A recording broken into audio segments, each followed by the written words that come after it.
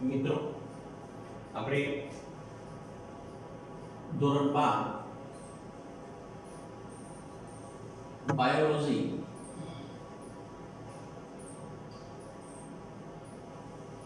આપણે chapter 2 સપુષ્પી વનસ્પતિઓમાં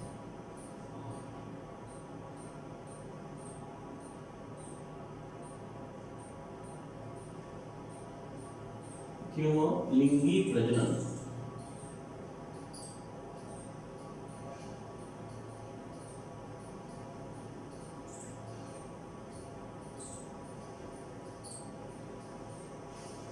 reproduction in flowering plants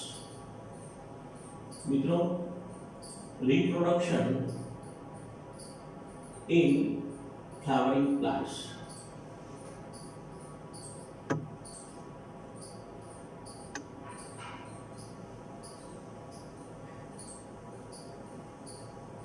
तो આપણે વિદ્યાર્થી મિત્રો સૌપ્રથમ આપણે જોઈએ તો આપણે વનસ્પતિ સૃષ્ટિ જે વનસ્પતિ સૃષ્ટિને આઇકલર નામના વૈજ્ઞાનિકે વનસ્પતિ સૃષ્ટિને બે ભાગની અંદર વિભાજિત કરી તો આપણે જે મિત્રો કે વનસ્પતિ સૃષ્ટિ જે છે એ વનસ્પતિ સૃષ્ટિને આઇકલર નામના વૈજ્ઞાનિકે બે ભાગમાં વિભાજિત કરેલી છે એક છે અપુષ્પી વનસ્પતિ અને બીજી છે સપુષ્પી વનસ્પતિ આપણે જોઈએ મિત્રો કે એક અપુષ્પી વનસ્પતિ અને એક સપુષ્પી વનસ્પતિ હવે આપણે સામાન્ય રીતે અપુષ્પી વનસ્પતિ કોને કહેવાય સપુષ્પી વનસ્પતિ કોને કહેવાય તો અપુષ્પી વનસ્પતિ એટલે શું મિત્રો કે જે વનસ્પતિ પુષ્પ ધારણ કરતી નથી અને જે વનસ્પતિ પુષ્પ ધારણ કરતી ના હોય તેવી વનસ્પતિને અપુષ્પી વનસ્પતિ કહે છે અને સપુષ્પી વનસ્પતિ કે જે વનસ્પતિ પુષ્પ ધારણ કરે છે મિત્રો અહીંયા બહુ જ આ બે પોઈન્ટ પર બહુ સમજવાની વસ્તુ છે કે અપુષ્પી વનસ્પતિ પુષ્પ ધારણ કરતી નથી આપણે જોઈએ કે સપુષ્પી વનસ્પતિઓ લિંગી પ્રજનન મિત્રો તો અહીંયા બહુ જ મહત્વની બાબત છે અપુષ્પી એટલે પુષ્પ ધારણ કરતી નથી તો જે વનસ્પતિ પુષ્પ ધારણ કરતી ન હોય તો એવી વનસ્પતિની અંદર સામાન્ય રીતે લિંગી પ્રજનન જોવા મળતું નથી તો અપુષ્પી વનસ્પતિ છે કારણ કે પુષ્પ એ વનસ્પતિનું લિંગી પ્રજનન અંગ છે મિત્રો અને લિંગી પ્રજનન અંગ હોવાના કારણે આપણે અપુષ્પી વનસ્પતિની અંદર પુષ્પ હોતું નથી પણ અમે આવી વનસ્પતિ સામાન્ય રીતે લિંગી પ્રજનન ઓછું દર્શાવે છે એની અંદર અલિંગી પ્રજનન પદ્ધતિ આપણે ચેપ્ટર 1 ની અંદર કે સજીવોમાં પ્રજનન એની બે પદ્ધતિઓ અલિંગી પ્રજનન અને લિંગી પ્રજનન એના વિશે આપણે આગળ ભણી ગયેલા છે મિત્રો અને આગળ આપણે જોઈ ગયેલા છે તો એ અપુષ્પી વનસ્પતિ છે પુષ્પ ધારણ કરતી નથી જ્યારે સપુષ્પી વનસ્પતિ પુષ્પ સહિતની વનસ્પતિ છે અને આવી વનસ્પતિમાં લિંગી પ્રજનન જોવા મળશે આપણે અહીંયા આનો અભ્યાસ કરવાનો છે મિત્રો આપણે આગળ વનસ્પતિ સૃષ્ટિના વર્ગીકરણની અંદર અપુષ્પી વનસ્પતિના પણ આપણે ત્રણ ભાગ ભણી ગયેલા હતા મિત્રો એકાંગી તો આપણે એક એકાંગી વનસ્પતિ જેને આપણે થેલોફાઇટા પણ કહેવામાં આવે છે એના આપણે થેલોફાઇટા તરીકે પણ ઓળખાય છે ત્યાર પછી આપણે દ્વિઅંગી વનસ્પતિ અને ત્રીજી વનસ્પતિ હતી ત્રિઅંગી તો આપણે એકાંગી દ્વિઅંગી અને ત્રિઅંગી અને એકાંગી વનસ્પતિના પણ એને ચાર પ્રકારો પાડેલા હતા પહેલો પ્રકાર હતો સાયઝોફાઇટા બીજો પ્રકાર છે મિત્રો લીલ ત્રીજો પ્રકાર છે ફોગ અને ચોથો પ્રકાર છે લાઇકેન જે લીલ અને ફૂગનું સહજીવન છે મિત્રો આ લાઇકેન એ લીલ અને ફૂગનું સહજીવન છે સહજીવન એટલે શું કે બંને સજીવો વચ્ચેના પારસ્પરિક સંબંધો જે છે એ બંને સજીવો સાથે રહેતા હોય અને બંને સજીવોનો પરસ્પર લાભ થતો હોય તો એવા પ્રકારનો જે સંબંધ જેને આપણે સામાન્ય સહજીવન અથવા તેના માટે બીજો શબ્દ છે પરસ્પરતા તો સામાન્ય લીલ અને ફૂગ બંને આ જે એકબીજાને ફાયદાકારક છે બંને સાથે રહેતા સજીવો છે જ્યારે બંને સાથે રહેતા હોય ત્યારે આપણે લાઇકેન તરીકે ઓળખીએ છીએ મિત્રો તો આ થઈ આપણી અપુષ્પી વનસ્પતિની વાત એ જ પ્રમાણે આપણે સપુષ્પી વનસ્પતિની વાત કરીએ મિત્રો તો સપુષ્પી વનસ્પતિની અંદર આપણો પહેલો ભાગ છે અનાવૃત બીજધારી વનસ્પતિ અને બીજો ભાગ છે આવૃત બીજધારી વનસ્પતિ તો આપણા આવૃત બીજધારી વનસ્પતિ તો અનાવૃત બીજધારી વનસ્પતિ એટલે શું મિત્રો કે જે વનસ્પતિના બીજ ન હોય એટલે કે ફલાવરણ અથવા બીજાવરણથી ઢંકાયેલા ના હોય તો એવા પ્રકારની વનસ્પતિને આપણે અનાવૃત બીજધારી વનસ્પતિ કહેવામાં આવે છે આપણે આવૃત બીજધારી વનસ્પતિ એટલે શું કે જે વનસ્પતિના બીજ ફલાવરણ અને બીજાવરણથી ઢંકાયેલા હોય તો એવા પ્રકારની વનસ્પતિને આપણે આવૃત બીજધારી વનસ્પતિ તરીકે ઓળખવામાં આવશે. અને આવૃત બીજધારી વનસ્પતિનું પણ અમે બે ભાગની અંદર વર્ગીકરણ કરેલું છે મિત્રો. એક છે આપણે સામાન્ય કે જો એના ઉપર એક જ જે બીજ હોય અને બીજની અંદર એક જ બીજપત્ર હોય તો એવા પ્રકારની વનસ્પતિને એકદળી વનસ્પતિ, અને જો બે બીજપત્ર હોય તો એવા પ્રકારની વનસ્પતિને દ્વિદળી વનસ્પતિ છે. આનું ઉદાહરણ છે મિત્રો મકાઈ, અને આનું ઉદાહરણ છે સૂર્યમુખી. તો સૂર્યમુખી, વાલ, વટાણા વગેરે, મગફળી વગેરે દ્વિદળી વનસ્પતિના ઉદાહરણો છે મિત્રો. તો આ રીતે આપણી વનસ્પતિ સૃષ્ટિનું વર્ગીકરણની વાત થઈ. હવે આપણે જે ધોરણ 12 ની અંદર આપણે પ્રકરણ નંબર 2 ની અંદર જેનો પણ અભ્યાસ કરવાનો છે એ આપણે સપુષ્પી વનસ્પતિનો અભ્યાસ કરવાનો છે મિત્રો. કારણ કે સપુષ્પી આપણે અહીંયા લિંગી પ્રજનનની વાત કરવાની છે મિત્રો, અને અપુષ્પી વનસ્પતિની અંદર પુષ્પ ન હોવાના કારણે એમાં લિંગી પ્રજનન ખાસ જોવા મળતું નથી, એની અંદર અલિંગી પ્રજનન જોવા મળે છે, અને માટે આપણે જે સપુષ્પી વનસ્પતિનો આપણે વિચાર કરશું. તો મિત્રો આપણે જોઈએ સામાન્ય રીતે કે બધી જ સપુષ્પી વનસ્પતિ, આપણે જોઈએ મિત્રો બધી જ સપુષ્પી વનસ્પતિ લિંગી પ્રજનન દર્શાવે છે. તો આપણે ખાસ એક વિચાર કરીએ તો બધી જ સપુષ્પી વનસ્પતિ, તો મિત્રો બધી જ સપુષ્પી વનસ્પતિ લિંગી પ્રજનન દર્શાવે છે. આપણો પોઈન્ટ છે મિત્રો કે બધી જ સપુષ્પી વનસ્પતિ, બધી જ સપુષ્પી વનસ્પતિઓ લિંગી પ્રજનન દર્શાવે છે.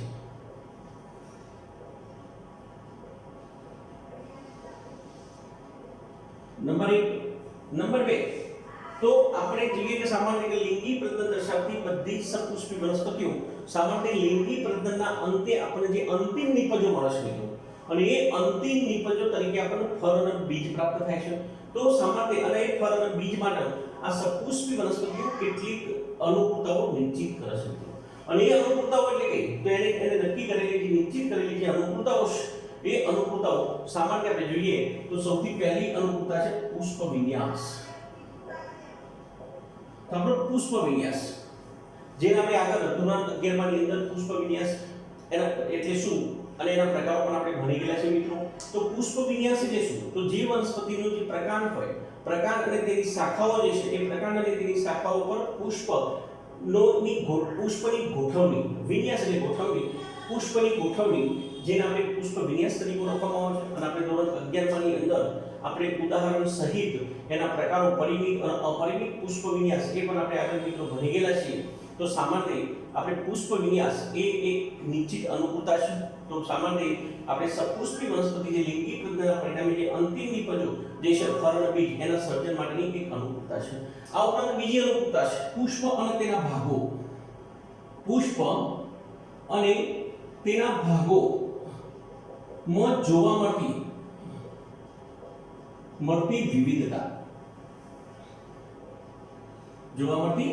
વિવિધતા, જે સામાન્ય પુષ્પ વિન્યાસ તેમજ પુષ્પ અને તેના ભાગોની અંદર જોવા મળતી વિવિધતા, જે લિંગી પ્રજનનની, જે સપુષ્પી વનસ્પતિની લિંગી પ્રજનનની અંતિમ નિપજો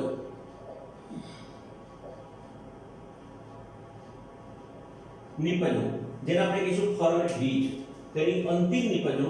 આપણે જોઈએ તો ફળ અને બીજ, તેની અંતિમ નિપજો તરીકે આપણે જે ફળ અને બીજ ના સર્જન માટેની અનુકૂળતાઓ નિશ્ચિત કરે છે. તો મિત્રો આપણે સામાન્ય બે પોઈન્ટ બહુ ધ્યાન રાખશું આની અંદરથી. એક પુષ્પ વિન્યાસ અને પુષ્પ અને એના ભાગો જે છે એની અંદર જોવા મળતી વિવિધતા, બરાબર, એ સપુષ્પી વનસ્પતિના લિંગી પ્રજનનની અંતિમ નિપજો જે ફળ અને બીજ છે એના સર્જન માટેની અનુકૂળતાઓ નિશ્ચિત કરે છે. અને અહીંયા બે પ્રશ્નો થશે મિત્રો. એક તો સપુષ્પી વનસ્પતિના લિંગી પ્રજનનની અંતિમ નિપજો કઈ, તો આપણો જવાબ છે ફળ અને બીજ. તો એ એની અંતિમ નિપજો છે. આ ઉપરાંત સપુષ્પી વનસ્પતિના લિંગી પ્રજનનની અંતિમ નિપજો જે છે એ અંતિમ નિપજો સામાન્ય એ અંતિમ નિપજો માટેની સર્જન માટેની અનુકૂળતાઓ કઈ, તો આપણો જવાબ છે પુષ્પ વિન્યાસ. અને નંબર 2 પુષ્પ અને તેના ભાગોમાં જોવા મળતી વિવિધતા. તો આપણે એમ થાય કે પુષ્પ અને તેના ભાગોમાં જોવા મળતી વિવિધતા એટલે શું મિત્રો? તો સામાન્ય રીતે આપણે જોઈએ મિત્રો કે પુષ્પ અને તેના ભાગોની અંદર જોવા મળતી વિવિધતાઓની આપણે વાત કરીએ તો સામાન્ય આપણે જે પુષ્પ છે એ પુષ્પની અંદર વજ્રપત્ર છે, દલપત્ર છે, પુંકેસર ચક્ર અને સ્ત્રીકેસર ચક્ર, તો એની અંદર જોવા મળતી વિવિધતાઓ હવે આપણે દલ ચક્ર, વજ્રપત્ર, દલ ચક્ર, પુંકેસર અને સ્ત્રીકેસર એની અંદર પણ આપણે એના પણ આપણે પ્રકારોથી મળીને સહવર કોઈ વસ્તુ આપણે ધોરણ 11 માં અંદર એનો અભ્યાસ કરી ચૂકેલા છે મિત્રો. તો એની અંદર જોવા મળતી વિવિધતાઓ તો આપણે 2 પોઈન્ટ બરાબર ધ્યાન રાખજો. તો સપુષ્પી વનસ્પતિના લિંગી પ્રજનનની અંતિમ નિપજો ફળ અને બીજ, બરાબર. નંબર 2 અને એના સર્જન માટેની અનુકૂળતાઓ કઈ? તો પુષ્પ વિન્યાસ અને પુષ્પ અને તેના ભાગોની અંદર જોવા મળતી વિવિધતા એ બંને લિંગી પ્રજનનની અંતિમ નિપજો ફળ અને બીજના સર્જન માટેની અનુકૂળતાઓ નિશ્ચિત કરશે મિત્રો. તો આ રીતે આપણે બહુ ધ્યાન રાખીએ મિત્રો. હવે આપણે આગળ જોઈએ.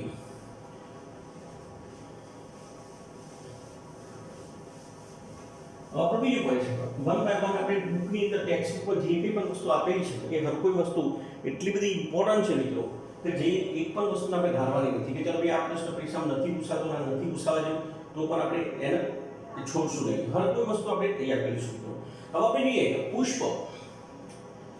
એક આવૃત બીજાની વનસ્પતિઓનું એક આકર્ષક અંગ. તો મિત્રો પુષ્પ એ આવૃત બીજધારી વનસ્પતિઓનું એક આકર્ષક અંગ.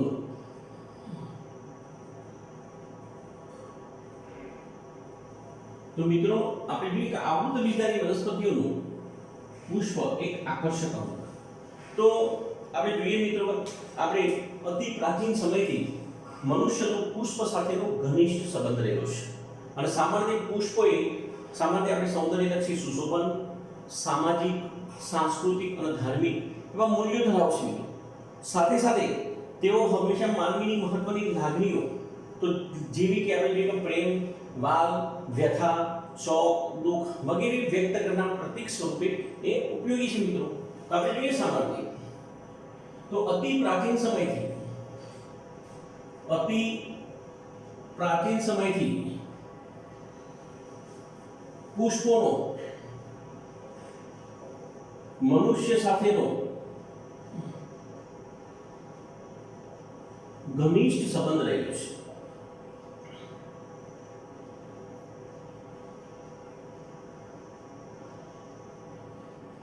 તો આપણે જોઈએ તો અતિ પ્રાચીન સમયથી પુષ્પોનો મનુષ્ય સાથેનો ઘનિષ્ઠ સંબંધ રહેલો છે મિત્રો. અને પુષ્પો એ આપણે જોઈએ મિત્રો પુષ્પો એ સામાન્ય આપણે જોઈએ પહેલો પોઈન્ટ કે સૌંદર્યલક્ષી સુશોભન. તો આપણે જોઈએ કે સૌંદર્યલક્ષી સુશોભન, સામાજિક, સાંસ્કૃતિક અને ધાર્મિક મૂલ્યો ધરાવે છે.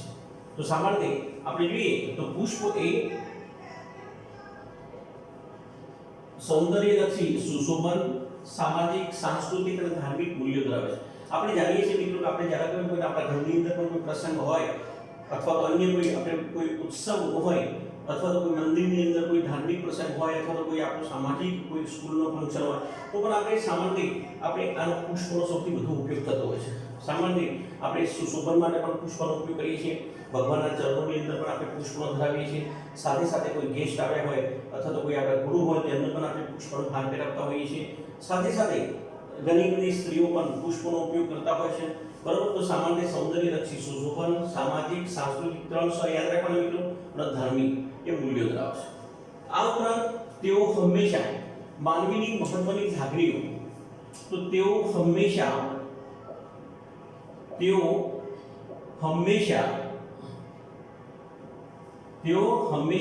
માનવીની મહત્વની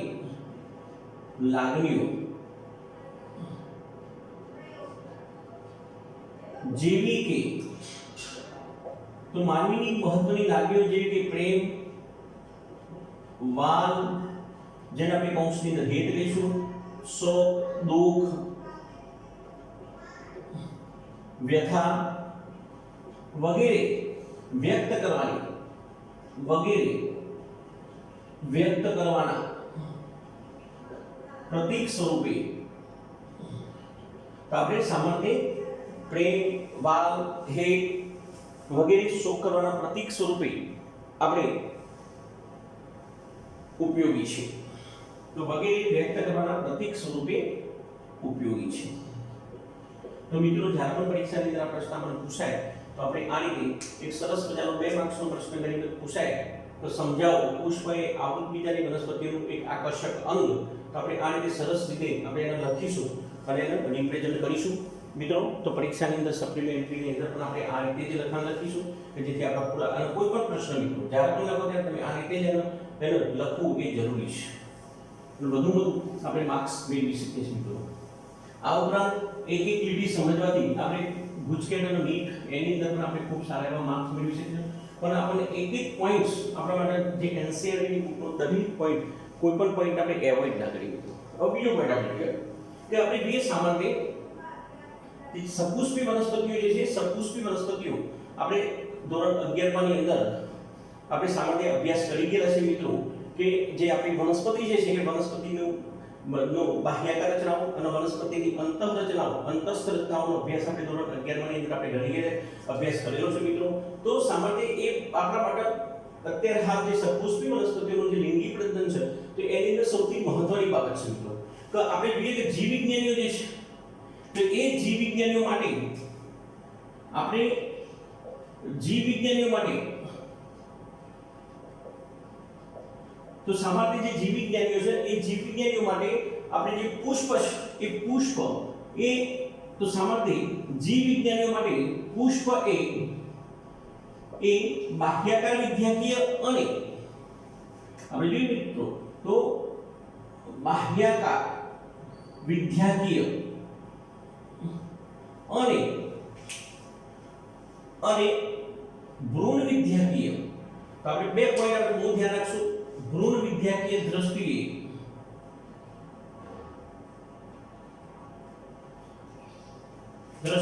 અદ્ભુત રચના છે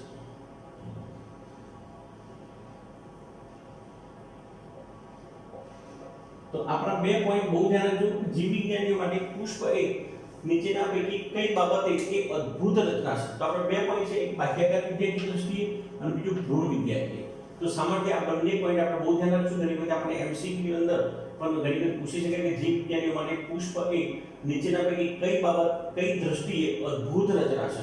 તો આપણને ઘણી બધી પરીક્ષાની અંદર બાહ્યાકાર વિદ્યાકીય અને ભ્રૂણ વિદ્યાકીય શબ્દો બંને વાપરેલા હોય તો આપણે બંનેનો જવાબ સાથે મિત્રો લખીશું આ ઉપરાંત જોઈએ કે લિંગી પ્રજનન માટેનું અગત્યનું સ્થાન છે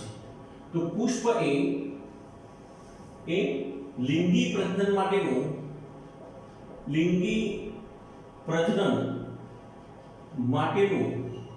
અગત્યનું સ્થાન છે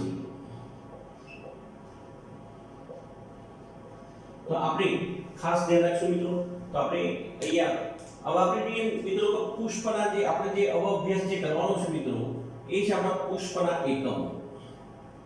તો આપણે પુષ્પના એકમો કયા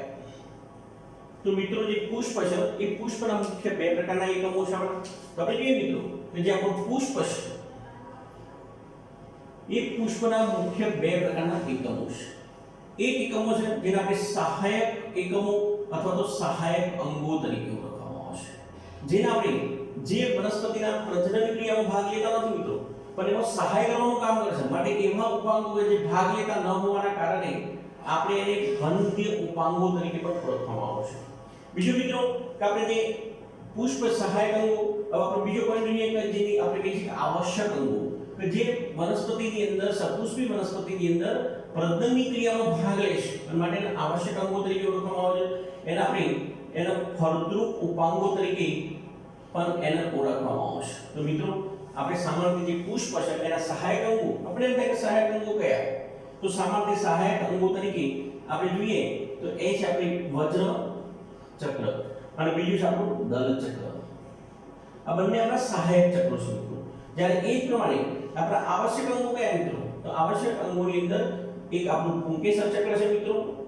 તો એક છે આપણું પુંકેસર ચક્ર અને બીજો પોઈન્ટ છે આપણું સ્ત્રીકેસર ચક્ર તો આપણા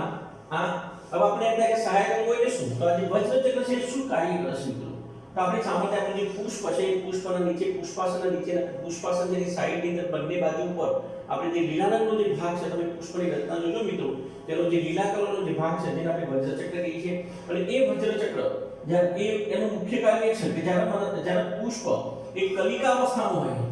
તો જ્યારે પુષ્પ કલિકા અવસ્થામાં હોય ત્યારે એનું રક્ષણ કરવાનું કામ કરે છે સાથે સાથે એ પોતે હરિત દ્રવ્ય ધરાવે છે અને માટે એક પ્રકાશ સંશ્લેષણની ક્રિયા સાથે પણ સંકળાયેલો છે તો એ પ્રકાશ સંશ્લેષણની ક્રિયા સાથે પણ સંકળાયેલો છે દલ ચક્ર તો દલ ચક્ર એ સૌથી ઇમ્પોર્ટન્ટ છે મિત્રો તો સામાન્ય આપણે દલ ચક્રની વાત કરીએ મિત્રો તો દલ ચક્ર એ સામાન્ય રીતે નંબર 1 સૌથી પહેલું તો આ બંને આપણા જે પુંકેસર ચક્ર અને સ્ત્રીકેસર ચક્ર છે બંનેનું રક્ષણ કરવાનું કામ કરે છે તો નંબર 1 પહેલું તો કામ છે એનું રક્ષણનું કામ છે આ બંનેનું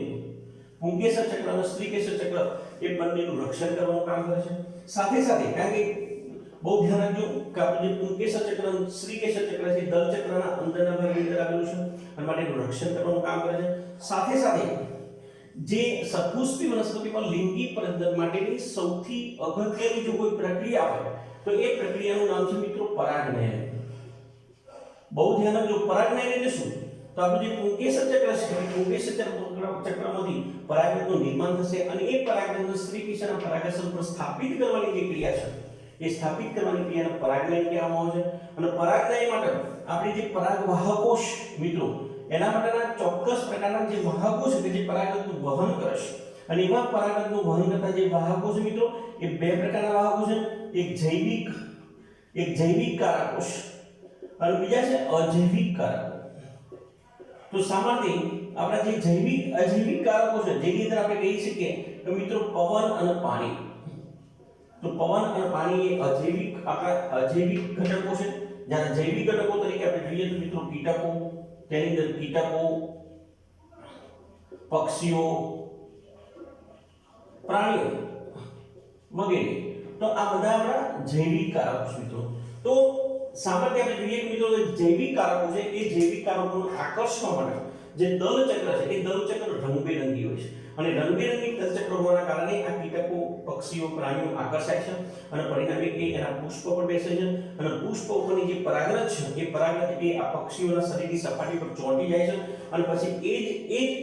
એ જ જૈવિક કારકો ફરી પાછા એના પરથી સ્ત્રીકેસર પર બેસે છે અને સ્ત્રીકેસરના પરાગાશય પર આની પરાગરજને સ્થાપિત કરવાનું કામ કરે છે તો એના માટે શું તો જૈવિક કારકો છે જે સજીવો છે અને સજીવો હોવાના કારણે એને આકર્ષવા માટે આ દલપત્રો છે એ રંગબેરંગી હોય છે જ્યારે અજૈવિક કારકો હોય મિત્રો તો અજૈવિક કારકોની અંદર એ સજીવો છે જ નહીં એમાં તો પવન અને પાણી અને પરિણામે આપણા જે દલચક્રો છે એને રંગબેરંગી હોવાની કોઈ આવશ્યકતા નથી મિત્રો તો અહીંયા બરાબર ધ્યાન રાખજો અને માટે પરાગનયનની ક્રિયામાં પણ દલચક્ર એ સૌથી મહત્વનો ભાગ ભજવે છે એ જ પ્રમાણે આપણે પુંકેસર ચક્રની વાત કરીએ તો પુંકેસર ચક્ર એ સપુષ્પી વનસ્પતિના પુષ્પનું એ નર પ્રજનન અંગ છે મિત્રો અને સ્ત્રીકેસર ચક્ર એ માદા પ્રજનન અંગ છે તો બહુ ધ્યાન રાખજો મિત્રો તો આ છે આપણા પુષ્પના જે ભાગો છે આ પુંકેસર ચક્રનો નર પ્રજનન અંગ છે એમાંથી પરાગરજનું નિર્માણ થાય છે તો આની અંદર પરાગરજ બને છે આની અંદર અંડક બને છે મિત્રો અને એ અંડકની અંદર અંડકોષ આવેલો છે અને આ પરાગરજના નરજની વડે અંડકની અંદર આવેલા અંડકોષને ફલિત કરવામાં આવે છે અને એ અંડકોષ જ્યારે ફલિત થાય છે મિત્રો ત્યારે એમાંથી બીજ બને છે અને એ અંડકની બહાર જે અંડાશ જે આપણે જે સ્ત્રીકેસર છે એ સ્ત્રીકેસરની બહારની બાજુએ એના એના બે આવરણો આવેલા છે બાહ્યાવરણ અને અંતાવરણ તો એમાંથી આપણને સામાન્ય એનું એ જે ઉપરનું જે આવરણ છે બીજાવરણ અને સાથે સાથે ફલાવરણ તો ફળ અને બીજનું નિર્માણ એ સામાન્ય અંડકમાં થાય છે તો આ રીતે આ આપણી પુષ્પના જે એકમો છે એની આપણે ચર્ચા કરી તો આજે આપણો પાર્ટ 1 આજે આપણે ભાગ 1 આપણે પૂરો કરીશું મિત્રો